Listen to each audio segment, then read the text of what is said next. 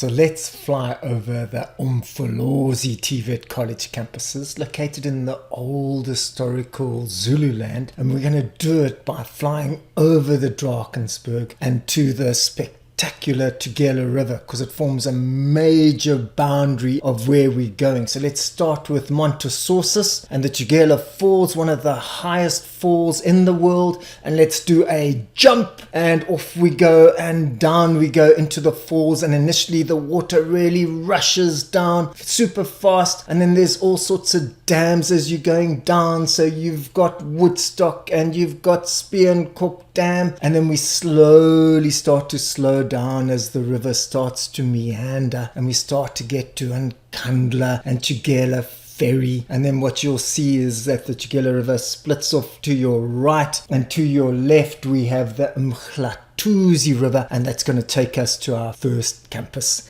Now, if the Tugela Falls is one of the world's highest waterfalls, over here with Richards Bay we've got the deepest natural harbour in the southern hemisphere. Now, Richards Bay is the largest port in terms of volume handled with coal. It's got rail links which run to Durban, to Swaziland, all the way up through Mpumalanga, and later on you'll find all the way through to Botswana and the Congo. And so coal and other minerals from all these areas across southern Africa come pouring down over here, making this one of the biggest export terminals in the southern hemisphere. Now, the Richtech campus has all sorts of things going on. So it's got a business studies section, and then it's got an engineering section. More importantly, it's actually got a center of specialization for millwright and riggers. That's when you basically assemble and disassemble machines, and then you use pulleys to carry them along.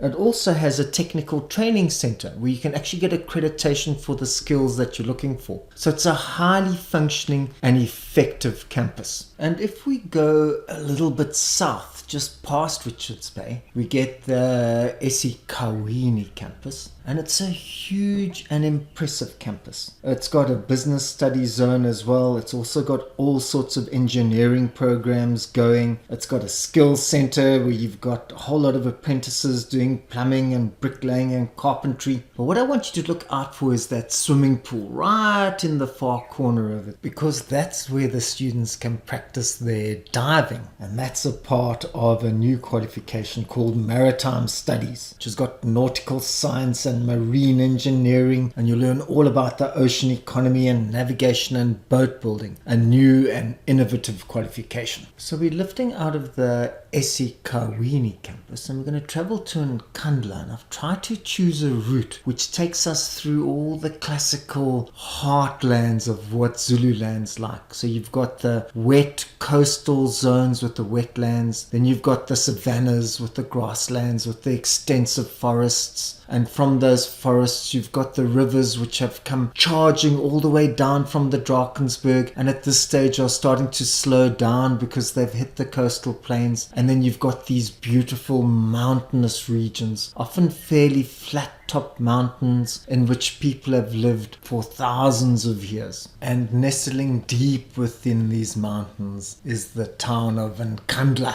the place of resting where Shaka rested on his journey back, and where Zuma's currently resting or kind of nearby down the road from here. And it's in Nkandla that we have a new TVET college campus that's been built, finished around about 2017. It's called Nkandla A, because I think there's going to be a B and a C. And it's a beautifully built campus. And what you can do over there is some of the basic engineering programs for the NCV. So you can do civil engineering and electrical engineering over there. But it's also a primary agricultural campus. So it's over here that you can do soil science and plant production and animal production and learn a little bit about agribusiness. Although my own sense is that there should be a stronger focus on subsistence farming and how to do it properly. So let's pull out of Nkandla and let's get a sense of the full glory of the old Zululand area. Now, the boundaries were always incredibly fluid. They shifted and they changed depending on who was dominant or not. But often boundaries tend to form along rivers. And two of the key rivers that you can see in front of you is on the one side running from left to right is the Buffalo River. And then running in front of you is the Tugela River, which really formed one of the most powerful boundary lines between the old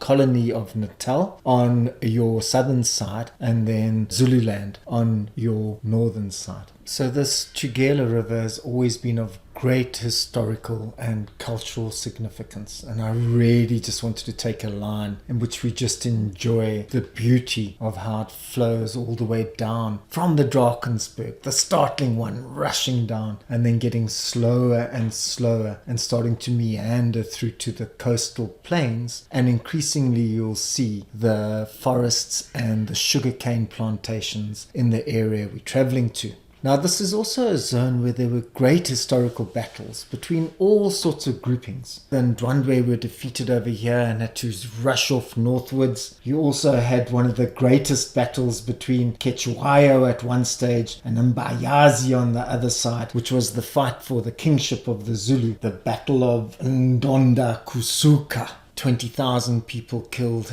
including when Ketshwayo won. He killed all of Mpanda's other sons. That was in 1856, and he really only took over in 1873 once Mpanda died. And nestling on the banks of the Great Tugela River, just before the mouth, is the Mandini campus. Now, it's an accredited trade test center on the one side. It also is the center of specialization, the millwright and rigger qualification, which you also have at Rich Tech. You can also do the NCV in electrical engineering. You can do engineering and related design in terms of automotive repair, welding and fitting and machining and turning. And if we go a little bit inland, we get the Sandambili Training Center, Skills Center.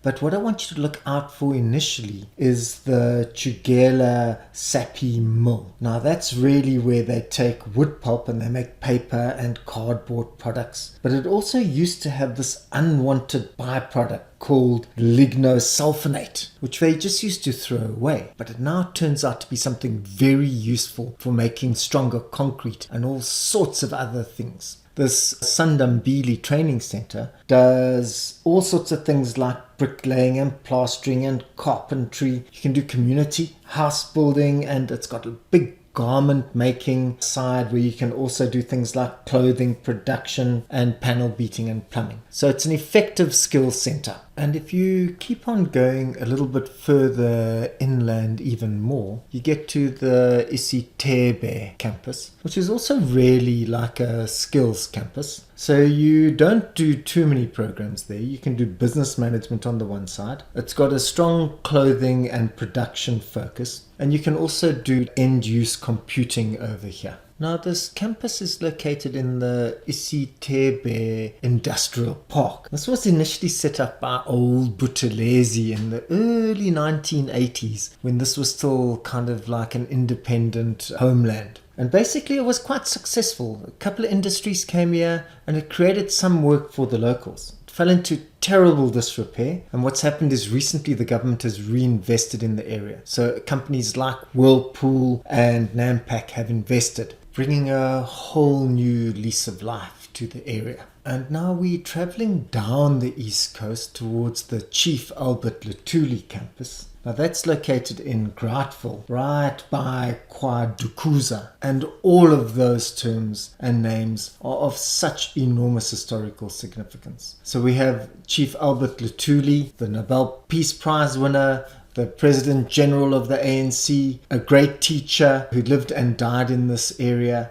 and after whom this campus was named. And it's a multi-purpose campus, so you can do computer end using, there's plumbing and welding, and you can do business studies and financial management and IT and computer studies and all those kinds of programs over there. And if you look carefully, you can see the railway line, which is running all the way from Richards Bay down to Durban, which collects all the wood and all the sugar to ferry it all the way around South Africa. And now we've turned around and we're kind of doubling back again towards Richards Bay, going towards Ishawi. We've gone over Kwadukuza, the royal residence of Shaka, and we're traveling over all the sugar plantations, all the forestry plantations, and up the hills towards the old colonial capital of Zululand. It got burnt down by the Zulus once they had a chance. And it's over here that you've got the Ishawi campus, which really offers a combination of electrical engineering subjects on the one side. You can do hospitality over here on the other, but really it also offers primary agriculture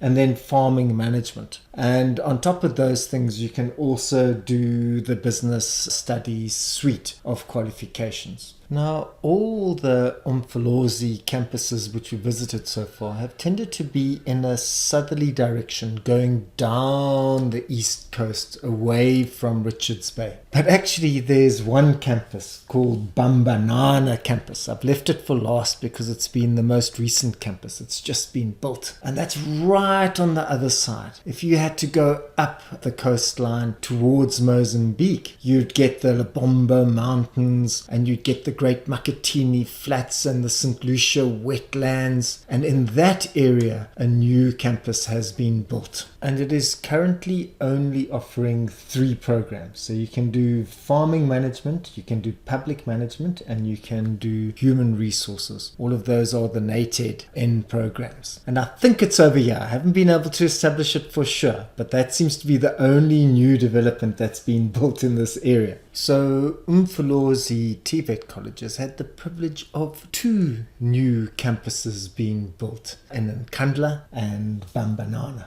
But I want to finish off the story of this TVET college by linking it not just to this historical area of Zululand, but showing how it's got a huge scope and reach, which stretches all the way through into Africa. And to get a sense of that, what I'm going to do is I'm going to do a radical pullback for you. And I want you to take a look at Mozambique on the one side. You can see the old Lorenzo Marques, Delagoa Bay, Maputo there. And what's happened is there's a set of railway lines which stitch all the huge coal reserves going from Ermelo in Mpumalanga to Lephalale in the Limpopo region, and then pulling all the way out, going towards Botswana and then into Zambia and up into the Congo. And central to these railway lines transporting all these huge reserves through Africa is this one bridge that's been currently built over one of Africa's greatest rivers, the Zambezi River. Now the Kazungula Bridge is exactly at the point where you've got Zambia, you've got Botswana, you've got Namibia, all joining at the point